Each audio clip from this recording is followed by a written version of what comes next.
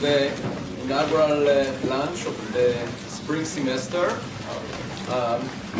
We just heard an excellent ITC colloquium by Alex Vilenkin that is visiting us from the other side of town, Tufts University, and talked about the other extremes of the universe that may have created black holes early on. It was a very fascinating talk, and we'll hear more from Alex in a few minutes. Today we have a very unusual first talk, in the sense that we invited a former ITC fellow that is currently an assistant professor at Caltech, Konstantin Batygin, to join us electronically. So the difficult part was for me to convince him to speak, because we are not giving him a sandwich.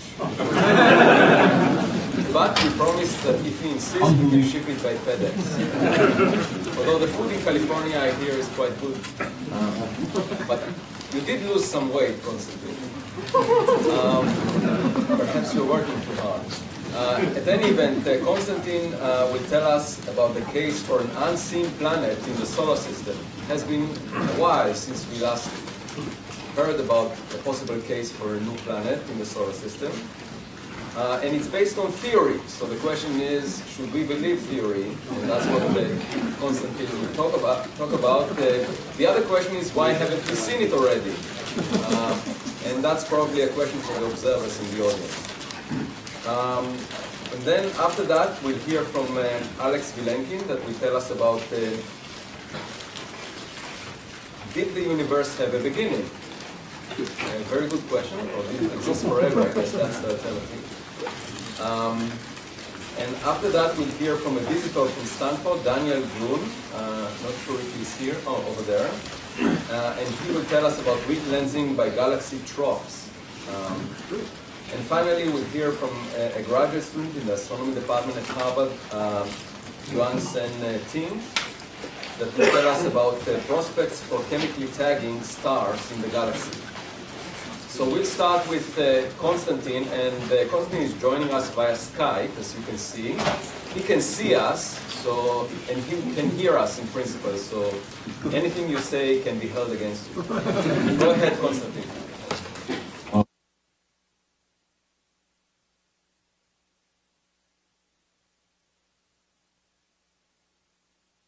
So, as Avi said, anything you say will still be used against you. All right. Well, it is a huge pleasure for me to be back at my postdoc institution. Albeit virtually and without a sandwich, but I'll sort of try and hang in there. And there's this kind of an uneasy feeling of exhilaration in kind of appearing in front of you guys and proclaiming that the solar system hosts an additional yet unseen planet. After all, since the successful mathematical prediction of Neptune in 1846, based on the irregularities in the motion of Uranus, numerous mathematicians have tried to kind of relive the glory of Leverrier and Adams and build visible. All of these claims of additional planets, Planet X, beyond the orbit of Neptune, turned out to be consistently wrong. And it's interesting that the uniting feature among all of these claims can be traced to one thing, and that's crappy data, most famously. It was in the imprecise knowledge of the mass of Neptune that has led many people astray. So remarkably, in 2016, today, the solar system tells a very, very different story. So if we kind of get in a spaceship and go above the plane of the solar system, the blue thing was the orbit of Neptune, and look at the most distant objects in the Kuiper belt that have been detected, what we know is, unlike the Kuiper belt overall, these guys all roughly lie in the same orbital plane. And there's sort of rigorous statistical ways to make that statement, but you can basically see it by eye if you just look at these magenta orbits, purple orbits. Another remarkable thing about these most distant orbits is that they all sort of face off into the same overall direction, right? They all swing out. The perihelion orientation is more or less united. This is in stark contrast with the rest of the Kuiper belt, which has orbits that are totally randomly oriented. So this effect, this clustering of the orbits, only kicks in beyond roughly semi-major axes of 250 AU. Interestingly, Sedna, this purple orbit, is part of the group. Right? Sedna has a long-standing puzzling object in the Kuiper belt.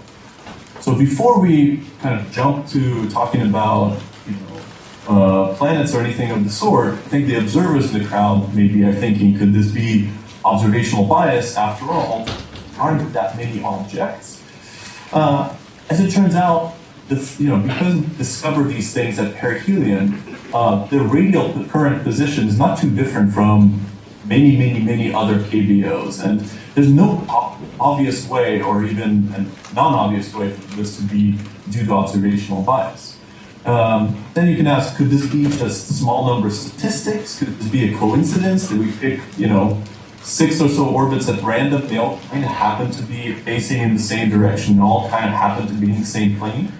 And again, you can put a statistic, do a rigorous analysis and estimate the probability of this, and this clocks in at a likelihood of 0.007%.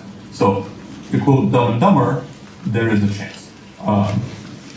So could this be, self-gravity of the disk? Could the disk be sort of self-organizing? As it turns out, again, no, although papers have been written on this subject. You need about 100 to 1,000 times more mass than is in the Kuiper belt, and we have pretty good observational constraints on the mass of the Kuiper belt in that region. So there's sort of lots of other explanations that all of which don't work. The other kind of noteworthy ones is stellar encounter. Could you invoke a star to come by and sort of construct the solar system to look in a particular way? But as it turns out, on geologically short timescales, due to differential precession of the orbits, this alignment would go away. And so you only have to wait tens, maybe at most 100 million years for this alignment to disappear within the context of the current solar system. So, as it turns out, you can motivate the existence of an eccentric distant planet in the outer solar system on purely analytical grounds. But in interest of time, I'm going to skip to the results of the numerical simulations, the n-body simulations, which are shown here. So this, on the left panel, shows the difference of the longitude of perihelion as a function of semi-major axis of Kuiper belt objects measured with respect to the orbit of the distant planet, and shows that, in effect, obsidal confinement of KBO orbits arises naturally as an evolutionary consequence of introducing a eccentric additional planet into the solar system. But a good theory should not just explain what we were seeking to explain, right? It should hopefully give some additional insight in what's going on. And in this sense, our model is actually on very sturdy ground. On the right-hand side, the right panel, we have the eccentricity as a function of semi-major axes of all the objects we generate in our numerical simulation. And what's interesting here is that we're able to take initially sort of conventional Kuiper belt objects, conventional scattered disk KBOs, and due to the interactions with the distant planet, the orbits detach away from Neptune to generate Sedna-type orbits. And Sedna-type orbits have been a problem for at least 10 years because Sedna has a perihelion of about 80 AU and could not have been placed into its current orbit with just the known planets. So we really kill two birds with one stone here, one planetary stone. So what does the orbit of the perturber actually look like? Interestingly, the orbit of the perturber is absidally anti-aligned with respect to the orbits of the KBOs. So by zooming in on the solution using a large number of numerical simulations, the number that we've come up with is a semi-major axis of about 700 AU, an eccentricity of 0.6, and a mass of about 10 Earth masses. So at this point, we found ourselves interested because, you know, resolving Sedna as well as this peculiar alignment of the orbits was beginning to be mildly compelling. But the true kind of twist of the model is summarized in this plot, which shows the orbital inclination of the generated Kuiper belt as a function of the argument of perihelion. So what you note is that here, sort of highlighted in red, is the low inclination population. These are the objects that we know of. They're all kind of clustered at 180 degrees. But you also have this big mountain of high inclination stuff that the model produces. And there's no way to get around this. Every successful simulation that leads to confinement of the Kuiper belts in sort of the low inclination plane also produces orbits that are perpendicular with respect to the plane of the solar system. And we really thought this was a huge problem because we thought such objects are clearly not there. Nevertheless, the model predicts that they should be visible. They should have high eccentricity. Until Mike Brown, my friend and co-author on this paper, went and found objects like these, sort of sitting in an archival data box from a survey that looked for near-Earth asteroids. You see, nobody looks away from the ecliptic when you look for Kuiper belt objects because there's nothing there. But as it turns out, such objects, and the data points here are shown in red, these are real objects, were discovered by accident by a near-Earth asteroid survey. And see, they not only have perpendicular, roughly speaking, orbits to the plane of the solar system, they sit in the right region in terms of the upsidal angle. So if we were to visualize them in physical space, they look like this. They look like these wings. And these objects, I mean, there's just no way to make something perpendicular in the solar system with the current planetary catalog alone. So they were completely elusive and actually largely ignored before we really started thinking about this. So in light of the fact that our planet is bound to the sun, and we've been searching the skies a long time, there's the inevitable question of how come we're only beginning to get clues of it now? Well, so here's a map of its orbit with the color code representing the visual magnitude.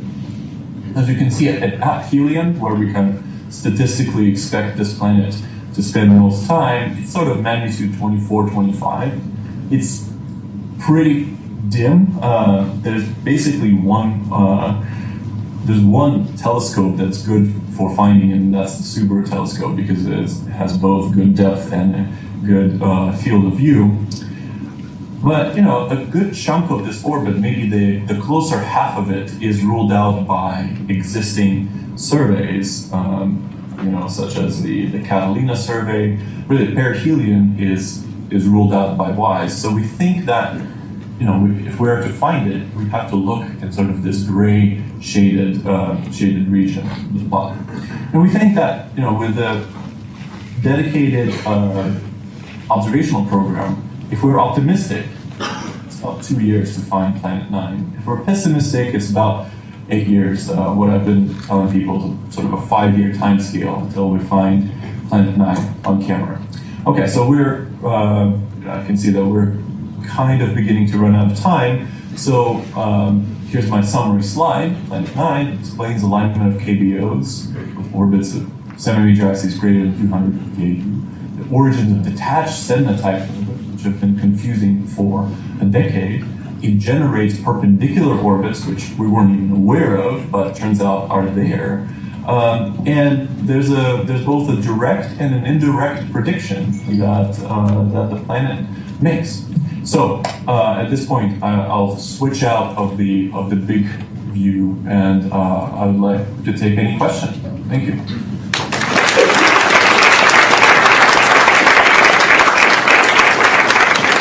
So Konstantin, as is customary among theorists, just to gauge your confidence in your predictions, how much of a bet would you be willing to take that it exists? Did you hear me? Sorry, I can't hear at all what you're saying. How much of a bet would you be willing to take on this? Excellent question. So, I will answer it in the following way. We just bought a house, so I have no money to bet. But there's Alessandro Morbidelli in Nice told New York Times that he will bet $10,000, and so that's pretty good news. Also, there's a website called Metaculus where people actually do place bets on whether this planet will be detected by the end of 2016, so in 1 year, and we sort of have 2-to-1 odds in our favor right now. Okay, there must be a lot of questions. Okay, let's start from there. James, and then we go around. So, Konstantin, I think the WISE limits are predicated on this planet being 40 Kelvin. And if you made it a bit hotter, it might actually be visible in WISE. And I'm curious that since the planet is sculpting the orbits of these Kuiper Belt objects, that they might have encounters with them, direct collisions quite frequently, and that could lead to a different thermal history for the planet. Do you think, so what's the temperature that you could tolerate for the planet? Could it be, say, 90 Kelvin and still be undetectable? So we've actually looked a little bit into kind of the thermal histories. Even if you sort of choose the most radiative, kind of the most physically allowed radiative models of the surface of Neptune is as hot as it can be, you really don't. WISE is not very useful for this object. Regarding collisions with existing objects, it actually never collides. In fact, the way that the physics behind how these orbits get confined upsidally is resonant interactions. So even though the orbits are overlapped, the objects never come close to one another, just like the orbits of the Neptune and Pluto are overlapped, but they are phase protected. It's resonances that are sculpting, and you don't have collisions except for the first, few million years of the Kuiper Belt's history. Okay, go ahead. Have you done any simulations that would shed any light on whether this planet was most likely formed in our solar system, or is a captured free-floating planet? It's an excellent question. We have not, but there was a recent paper by Isidoro et al. Published in ANA, which suggests that if you are to reproduce the obliquities of Uranus and Neptune, of course Uranus is tilted by 98 degrees, if you are to reproduce this during planet formation, you must eject a few 10 Earth mass planets into the outskirts of the solar system. And because early on the solar system is embedded in a star cluster, perturbations from the star cluster park the planet on an orbit very close to actually what we find. So they arrived at this from very different grounds, right? Just completely, theoretically, exclusively from trying to reproduce the obliquities of giant planets. But I think a history wherein this planet forms with Uranus and Neptune and then gets scattered out and parked on a detached orbit is the most likely scenario. Okay, Zach. So I just briefly glanced at the figure 1 in your paper to bring myself up to speed on this. And one of the plots there presents as evidence for this planet that the argument of perihelion of all the objects you showed is fairly clustered. But I noticed that also on that plot there are roughly the same number of objects that have the same clustering in the argument of perihelion, but you say they aren't dynamically stable. So the question is, if those guys are not dynamically stable, then how do they know to also have their arguments of the perihelion clustered? And could that be reflecting actually some observational systematic where we only get to detect the guys that have such an argument of perihelion, and that's why it looks clustered even for the dynamically unstable ones?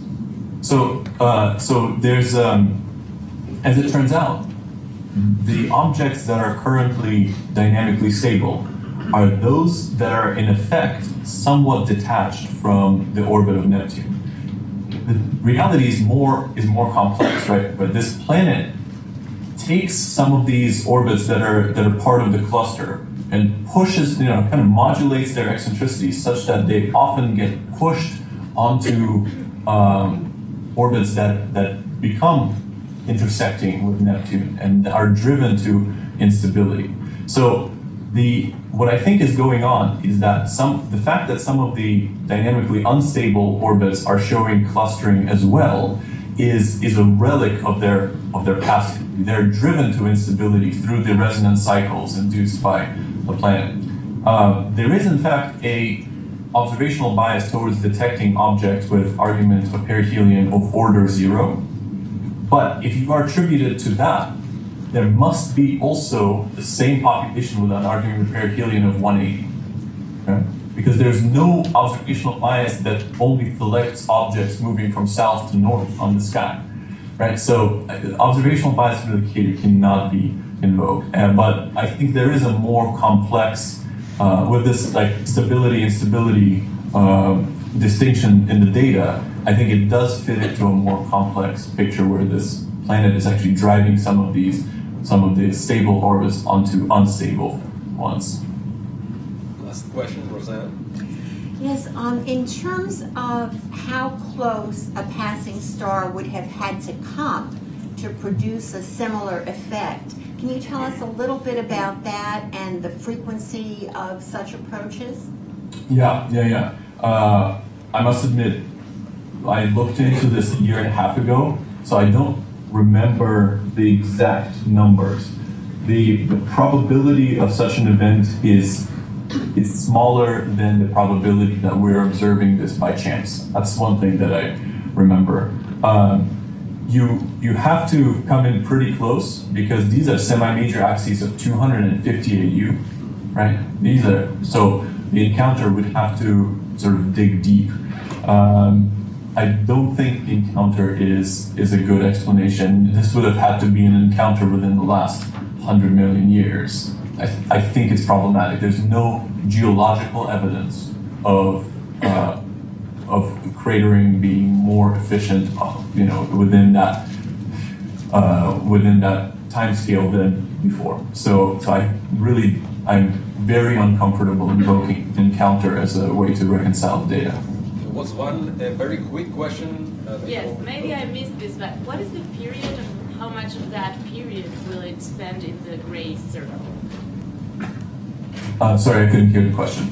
What is the period and how much time? What's the period of this planet and how much time does it spend in this gray region? So the period of this planet is approximately 20,000 years. So if we are to detect it at perihelion, well, we should get started on the survey now. But it's basically stationary. But you can use detection. This object is done just through parallax, and we have a pretty good understanding of the observational program. You need to basically observe a night apart. If you observe a night apart, you cover the necessary region of the sky, and there's enough parallax there. We have to close the discussion. There are more questions, but thank you so much, Konstantin, for joining us, and we hope to see you in real here sometime soon. All right. Thank you.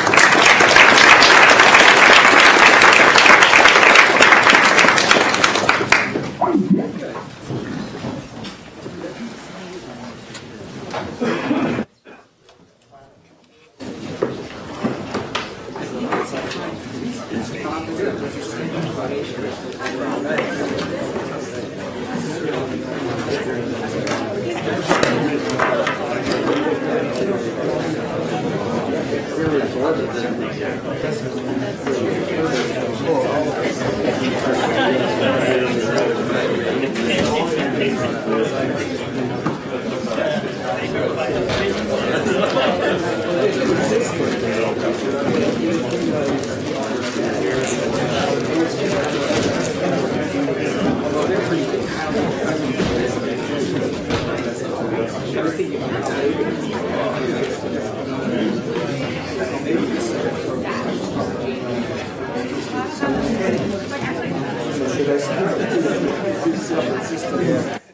So, Avi, do you give a command or should I start?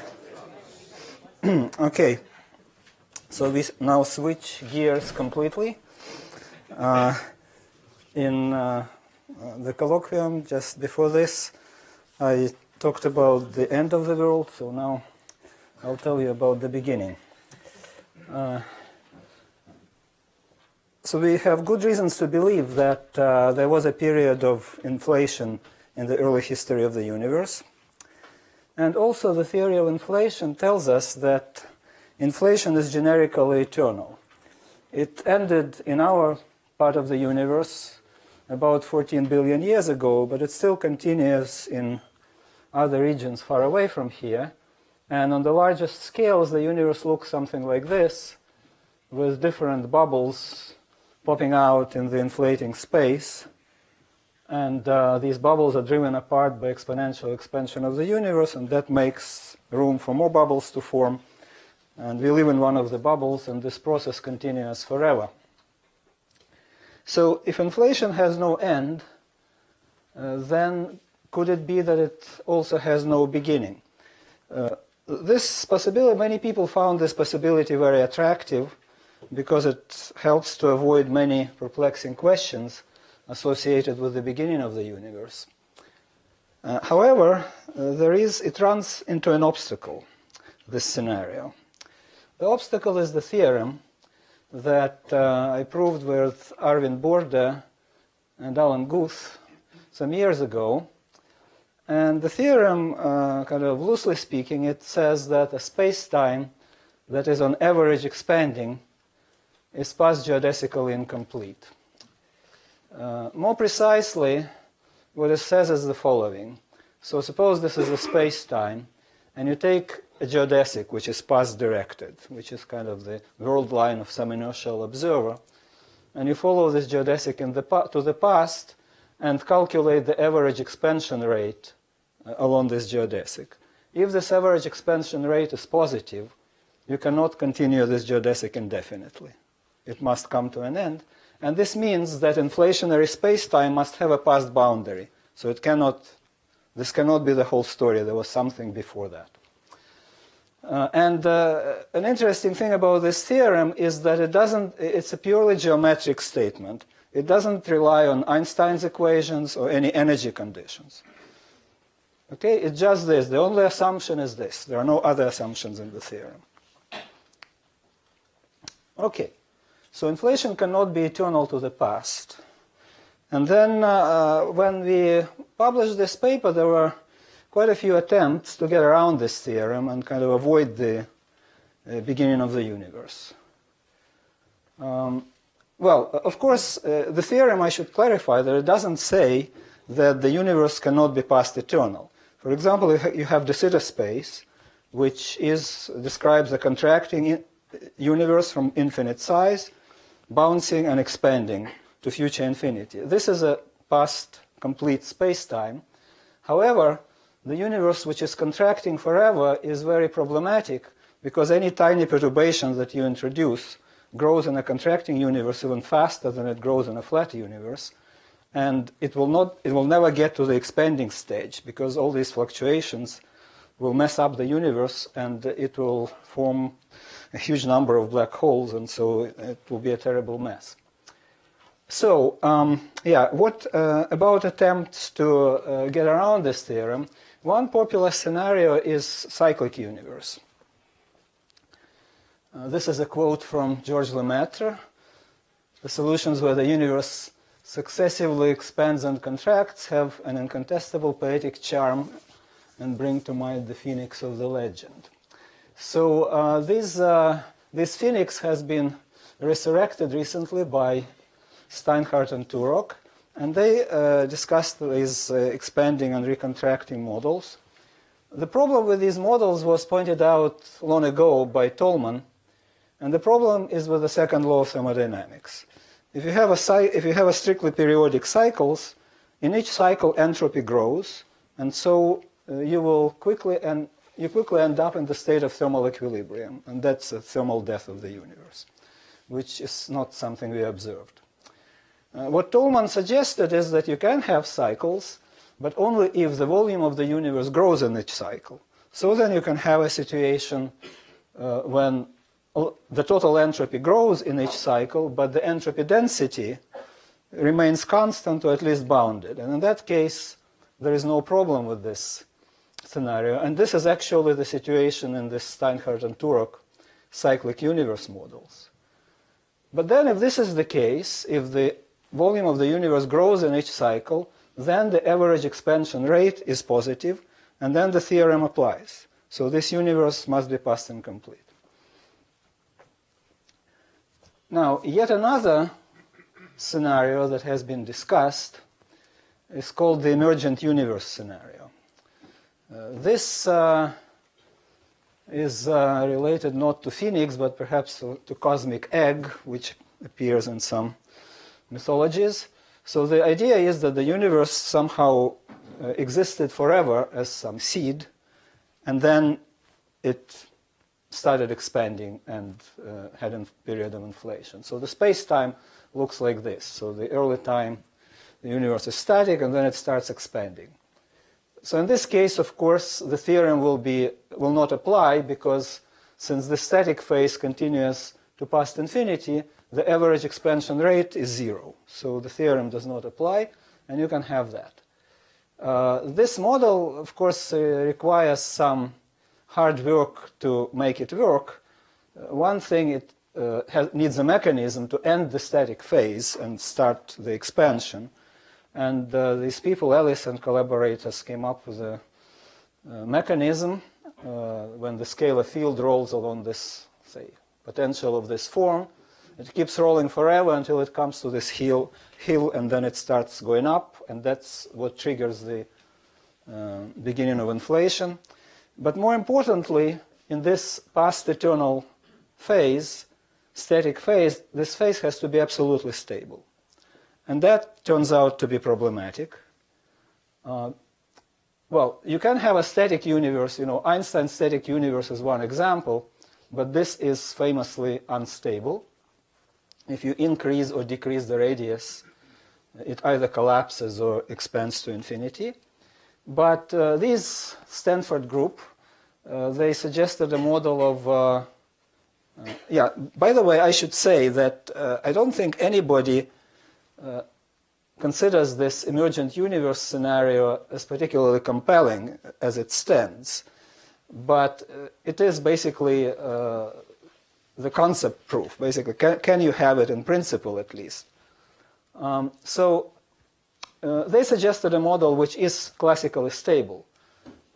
So they have negative cosmological constant, which prevents the universe from expanding. If you increase the radius, it kind of goes back.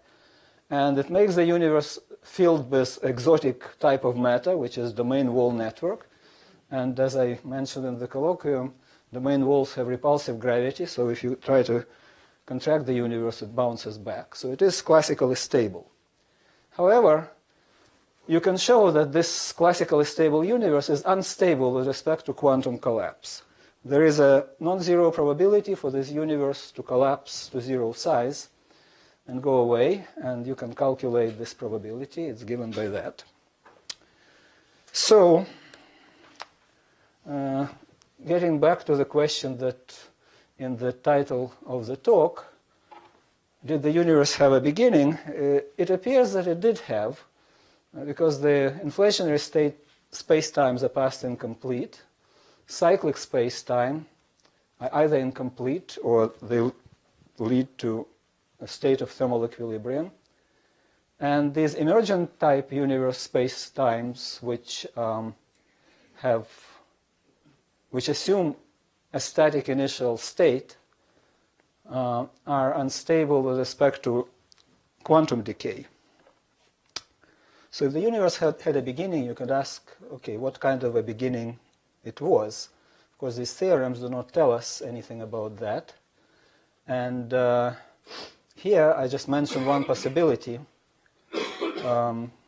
which is, well, there should be something here, but somehow you cannot see it. So basically, there is a possibility for the universe to spontaneously nucleate a closed universe, quotes from nothing, It's not nothing in philosophical sense because the laws of physics are still there, but gravity, Einstein's theory combined with quantum mechanics at the semi-classical level allows for this possibility of spontaneous nucleation of the universe. Okay, that's it.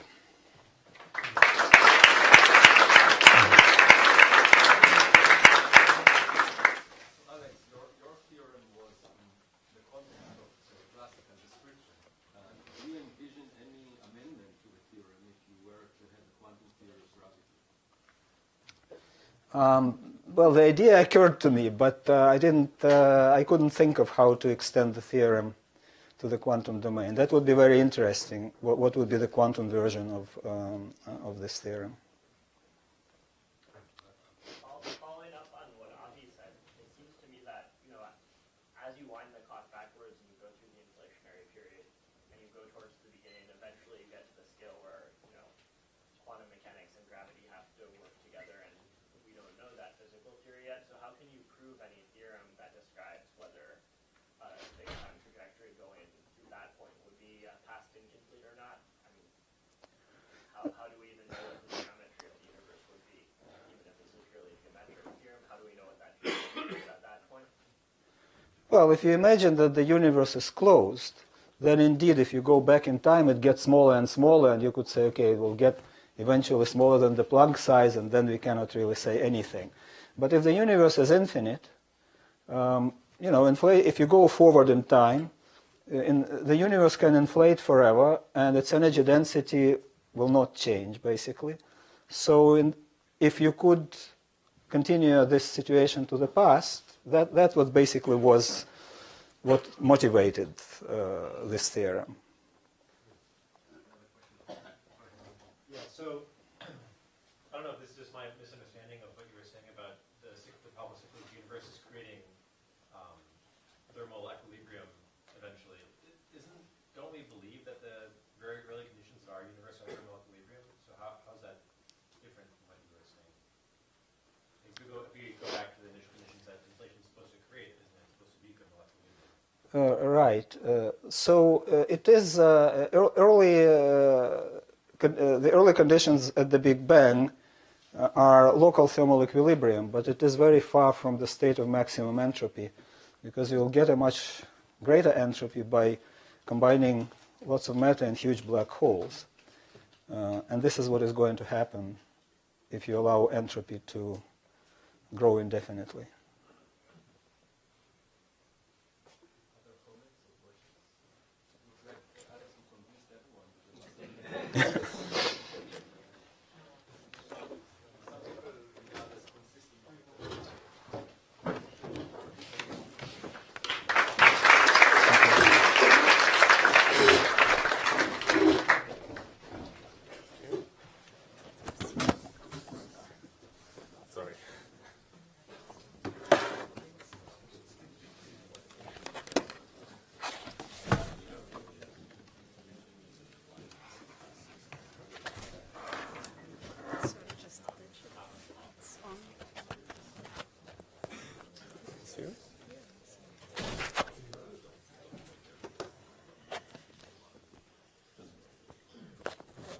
Okay.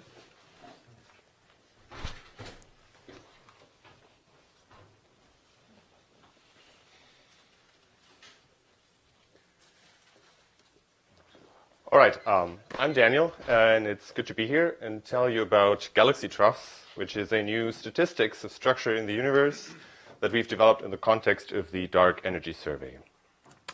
Structures in the universe in their n-body propaganda picture look like this. You have a network, a filamentary network. At its nodes, there are clusters of galaxies and halos of galaxies. In between, there are empty spaces, voids. And that's actually quite a pretty picture. But as a lensing person, when I look at that, I get a little depressed, really. Because what lensing can do is, based on the distortion of images of background galaxies, you can measure the structure of matter in the foreground, but all of that matter combinedly. You measure a projected version of the density field only with a pretty wide kernel in redshift. And so what you're going to see is essentially going to be many of these slices that we saw in the propaganda picture overlaid onto each other. It's a very fuzzy picture. The fluctuations get much smaller and much more Gaussian. So that's really all lensing can tell you. Now, what I just said could be summarized as this. As far as lensing is concerned, the density field of the universe looks symmetric. Overdensities and underdensities are approximately the same amplitudes because we're looking at these very large scales over which we project them. Strangely, though, that's not what lensing measurements look like.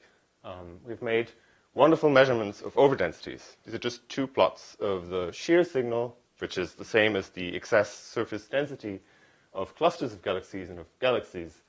And you'll see that there's tons of data points with tiny, tiny error bars. There's a great significance. Statistics, really, in that case, is the least of your worries nowadays in interpreting your signal.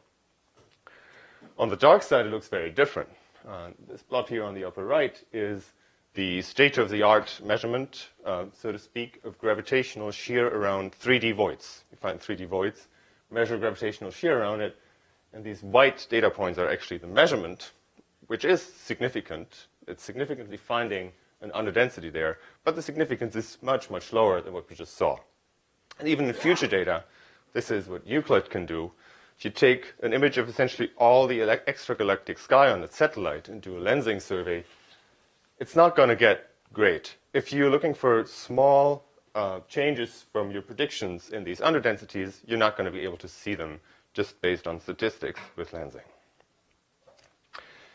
So maybe we're looking at this somehow in the wrong way. Maybe we need a different statistics to really probe underdensities.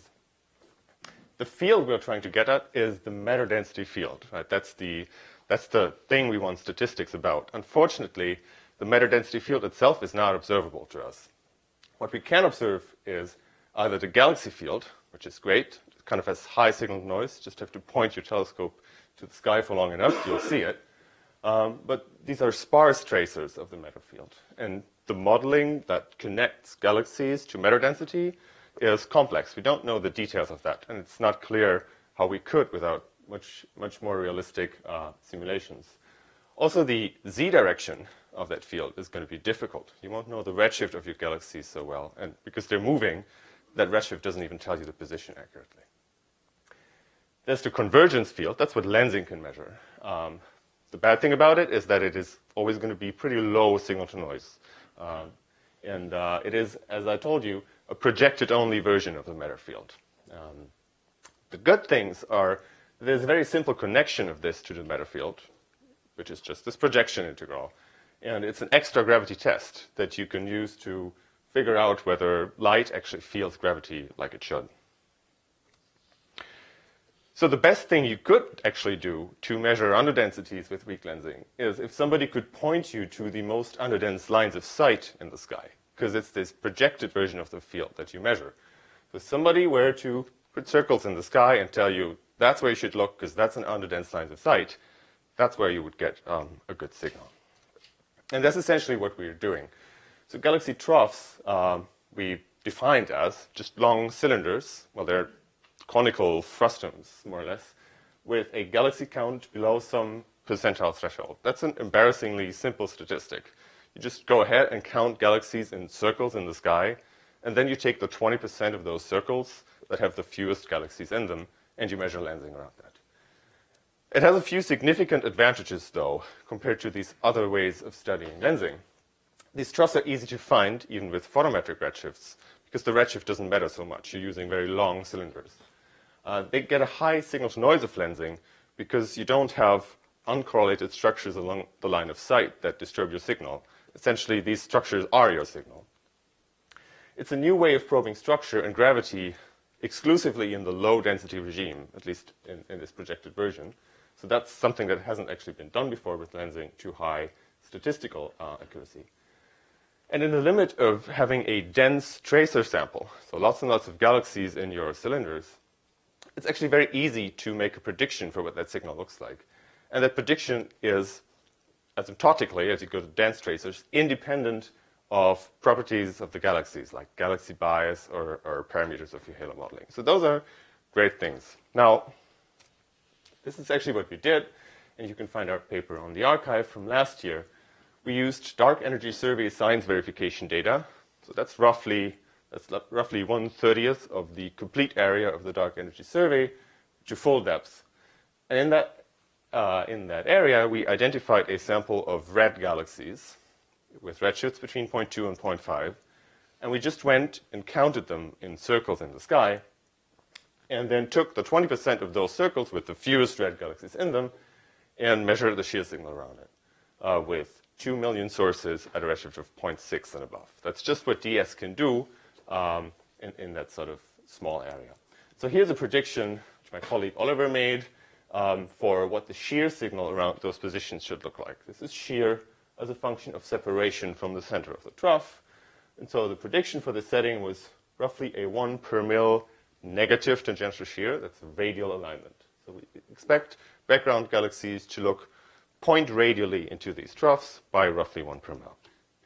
And so we made the measurement, and these are the data points, and the signal to noise of that is about 15 for this particular setting. So much higher than the signal to noise of previous analyses of voids with much larger data sets, actually. So statistically, trough lensing delivers a much better measurement. So the question, of course, now is, what can we do with that in the near future? And there's interesting things we could try. These are just two very recent plots that I made, studying lensing by extremely large troughs in the Sloan Digital Sky Survey. Sloan Digital Sky Survey has a very large area, so you can study troughs with, this is 1 degree radius. You just count galaxies in large portions of the sky and get the gravitational shear around those positions. And so depending on whether you look at the lower 20th or the upper 20th percentile of galaxy count, you find these shear signals that go out to almost 10 degrees in the sky. These are huge scales. I don't think lensing has been measured on scales as large as that. But we can still see a significant alignment around those over and under densities in projection. Likewise, you could go to CMB lensing. This is Planck's CMB lensing around the same set of density percentiles of troughs. And again, you find a very significant detection that the CMB is magnified or demagnified as you're looking through the overdense or underdense parts of the foreground universe. And really the fact that these curves appear to be pretty much mirrored on the zero line is what I was talking about earlier. There's a symmetry between overdensities and underdensities if we look at them in this particular way. And it's nicely confirmed by those measurements. Another thing you could think about is using that measurement as an actual cosmological probe in finding constraints and cosmological parameters. Here's just one plot that I wanted to show you from ongoing work. So you can do Fisher analysis. You can say what are the constraints that we can find based on just trough lensing on, say, omega matter and sigma 8 in final DS data. And these are the constraints compared to what is overlaid, these yellow contours, a recent cosmic shear paper from CFHT Lens. So there's a degeneracy as before, but the constraints are actually fairly nice from the underdense part of the sky alone. Now you could say that's a problem because you're still using some modeling of galaxy bias or something to get these contours. Maybe that's going to hurt you. Well, because we're using relatively large scales, if we marginalize over bias, these contours don't change that much. If we just flip back and forth, you'll see that they just get a little bit wider. So that's what I was pointing to. Because we're using so many of these traces and we're using this percentile cut, it doesn't matter that much how exactly the trace matter. So to summarize, troughs, the statistics are a new way of probing gravity and structure in the low density part of the universe, and structure and geometry in general, like any other lensing probe. Interestingly, they have a favorably high signal-to-noise ratio in the lensing measurements, and that's why we can use them to get very good constraints. We've made first measurements. They're consistent with the simple model and with vanilla lambda CDM, but we're going to get much better data, so it should be interesting to see what that tells us. There's ongoing work on many things, and I hope you have some questions that we can talk about. Thanks.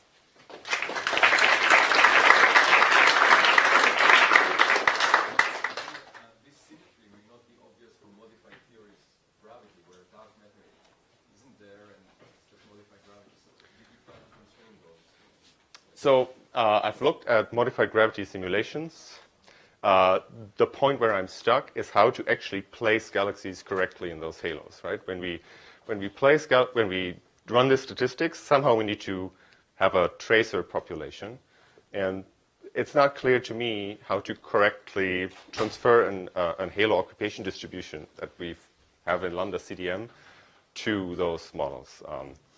If you had ideas on that, that would be great. But I think it's generically true that modified gravity theories predict a larger amplitude of growth of underdense structures than GR.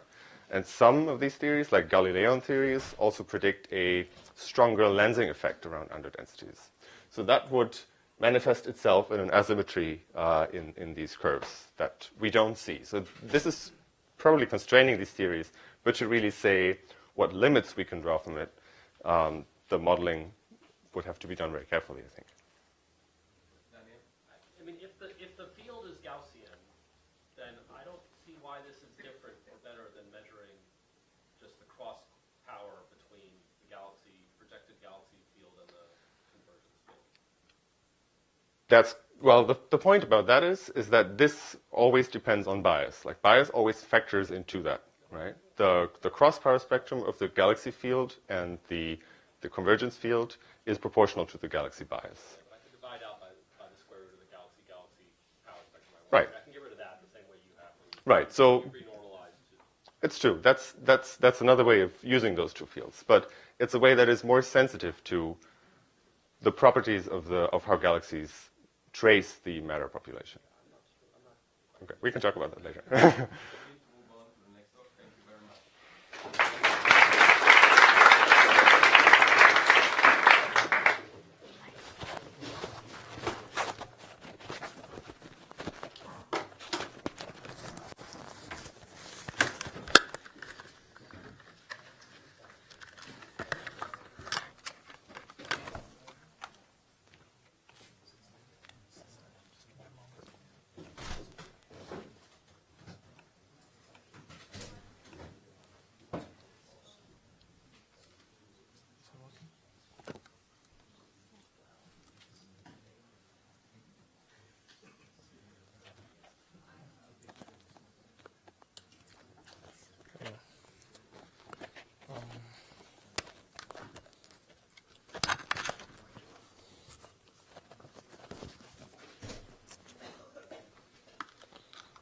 Okay. Good afternoon, everybody. So I'm a fourth-year graduate student. So today I will spend a few minutes talking about chemically tagging star in the Milky Way disk. But first, I want to motivate why do you need chemical tagging and why is it so hard to study the Milky Way disk. So if you look at the Milky Way halo and look at the Sagittarius stream, there's one very clear characteristic of the stream, which is the star actually still follow a very nice path. And this is due to the fact that in the halo, the dynamical timescale is very large. So most of the phase space information are still intact for the halo. But if you look at the disk, this is quite different because the dynamical timescale is very short. Therefore, after a Hubble time, most of the stars are phase mixed in the disk. And on the other hand, we know that most of the stars form in cluster, but unfortunately, most of these clusters get disrupted pretty soon. Maybe after 100 million years, most of the stars are disrupted. And after a billion years, they are phase mixed in the disk. Since there are not many phase space information, Ken Friedman and Josh Blank-Horton 10 years ago come up with this idea called chemical tagging, which I will call strong chemical tagging because chemical tagging can be used in many contexts nowadays. What they propose is that based on the assumption that stars that form together should share similar chemistry, you should, if you measure a lot of abundances at element, you should be able to resolve disrupted star cluster in the chemical space. So by looking at stars that share similar abundances, the hope is to reconstruct the disrupted star cluster. And of course, to do that, you need to have a lot of elements because you need to resolve star cluster in the chemical space, but you also need a lot of stars. And the second part is why it takes so long for chemical tagging to be a thing. And why do you need a million stars to start with? And why is it so hard to do chemical tagging? So the idea is pretty simple as well. The reason is due to the time scale is very short for the Milky Way. So even you have a very small observed volume, your sampling volume is very big. So, and for example, any star from the solar annulus can move into your observed volume. So if you estimate how many stars do you have in your sampling volume, it's about 10 billion. Therefore, even you observe 1 million star, your sampling rate is still about 10 to minus 4, which means even you start with a cluster as massive as 10,000 solar masses, you will still only observe 1 star on average from this cluster. But of course, there are more challenges to do chemical tagging.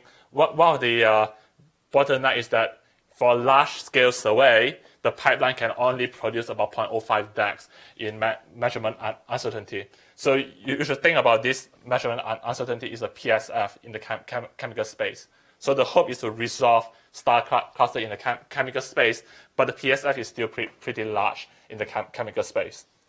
So the question is whether we can resolve star cluster in the chemical space. So to do that, we run a big grid of simulation last year. There are lots of detail, but one of the main conclusion is that we run the simulation, we find 5 sigma clumps and study the properties. What we found is that most of the star cluster, most of the clumps in the chemical space, they are not from single cluster. And this is due to the fact that the PSF is still pretty large in the chemical space. So you cannot find a clump in chemical space and declare it's a single cluster. So you need to forward model it. But one good thing that we found in the simulation is that we can still constrain the cluster mass function by looking at the chemical space. And the idea is also pretty simple. So the idea is look at the clumpiness of the chemical space. So if stars do not form in cluster, you should expect the chemical space to be very smooth. But if stars form in big cluster, you should expect the chemical space to be more clumpy. And in fact, we quantify this idea. So if no star form in cluster, the fluctuation in the chemical space should be like a Poisson distribution. But if you assume different cluster mass function, it will deviate more and more from the Poisson distribution. So you can think about this as the BAO equivalent for the Milky Way. But the tricky part is you are doing a clumpiness search in like a 10 to 30 dimension. So in fact, we apply this to the apogee data. So apogee have measured about 10,000 Tigley star. We do a clumpiness search in a 10D space. By looking at the clumpiness, we are able to put a first limit on the cluster mass function for the Tigley. So by looking at the clumpiness of the chemical space, we can put a limit on the CMF. So if you assume a CMF slope of -2, you are able to rule out there's no cluster more massive than 10 to the power 7 will ever form in the thick disk. So this is a very loose limit. We know such clusters do not form today, but we didn't know whether this cluster formed in the disk in the past. And of course, this is due to the very small sample size we have in the apogee. So with more and more data pouring in with different survey, you should expect this plot to revise pretty quickly in the next few months. So this is good. So the other is that you can use the global statistics to study something about the Milky Way. But there's still a lingering question. So is chemical tagging dead? So we mentioned that in the simulation, it seems that you cannot resolve star cluster. But the answer is no. Chemical tagging is still pretty exciting. And the important point is that we are doing a clump search in a very high dimensional space. So if you can reduce the radius of the PSF by a factor of 2, you are reducing the volume of the PSF by a factor of 1,000. So if you can improve the measurement precision by a factor of 2 in the abundances, you will be able to resolve the star cluster. So the image you should have in mind is that what we have now is there are many clusters overlapping in the chemical space with 0.05 DAX of measurement uncertainty. But if you can do like 0.02 DAX, suddenly the chemical space will become a compilation of delta function. And this will be very exciting because now you are tracing the birth origin of each star in the Milky Way. Of course, we quickly realized that the important thing is to do improve the abundances precision. So the question is whether we can do that or not with the current survey. So we are going to submit this paper next week, but this is one of the main plot in the paper. So we look at the apogee pipeline and see what they use as the line list and see how much information that they have exploited in the pipeline. So in the apogee pipeline, they only choose the clean line list because you don't use the blended lines. But if you throw away all this line, you will find that you are only using about 10% of the information. So we are not claiming that we can use 100% because there are lots of systematic in the synthetic spectra. But if you can find a way to fit spectra simultaneously on all elements, you will be able to use the blended lines, and therefore you can improve the precision. So in this paper that we are submitting, we are proposing a new way to do spectral fitting that will allow you to fit 10 to 30 elements simultaneously. So there's a good prospect that you can improve the precision by a factor of 2, and therefore you can do chemical tagging. And of course, there are still a lot of prospects to do chemical tagging. So I've thought about finding clumps in the chemical space. But of course, there are a lot of techniques you can derive properties of stars like these spectroscopic ages. So you can expand the search space by including this information that you can derive. So spectroscopic ages is something that we have been exploring. Also, even though most of the phase space information are lost, the kinematic information are locked down in the action space. So there are lots of information in the action space that you can exploit. So stars that were born together should have similar action. So these are the two dimensions that you can expand and have a larger search space. So with that, we'll just conclude, and I will take any question that you might have. Thank you very much.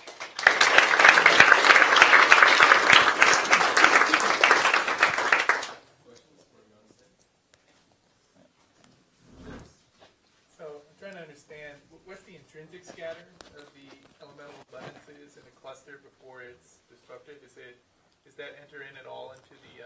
Yeah, so depends on who you are. So the people believe that there are measurements showing open cluster as is homogeneous to the level of about 0.3 DAX, but there are stronger claims. So Joe Bovey has a paper showing that it's as homogeneous as to 0.01 DAX. But there's also one paper came out today showing that there's an inhomogeneity of 0.02 DAX. But anyway, the intrinsic scatter is smaller than 0.02 DAX.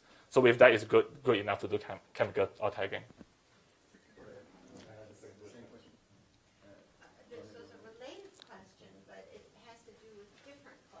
Yeah. So you may have clusters in different sides of the galaxy forming at times that are similar.